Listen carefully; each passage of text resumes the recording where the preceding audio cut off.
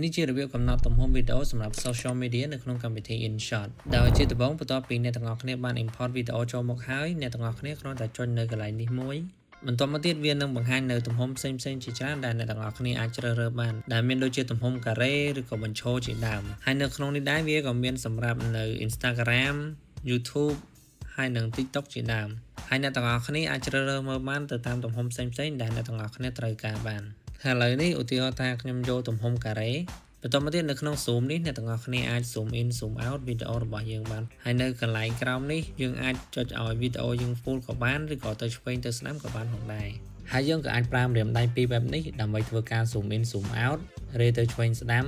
និងឡើងលើចុះក្រោមនិងបន្តមកទៀតនោះគឺ background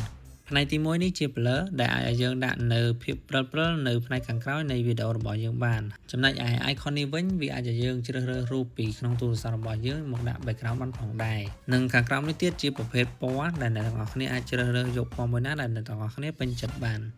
និងបន្ទាប់មកទៀតមានជា gradient ជាប្រភេទពណ៌ពីរពណ៌និងរូបភាពផ្សេងៗជាដើមហើយបន្ទាប់ពីអ្នកទាំងអស់គ្នាពេញចិត្តហើយអ្នកទាំងអស់គ្នាអាចចុច tick នៅកន្លែងនេះបានបន្តមកទៀតអ្នកទាំងអស់គ្នាអាច play មើលវីដេអូឬក៏កាត់តបន្តទៀតបានអរគុណយើងជួបគ្នានៅវីដេអូក្រោយ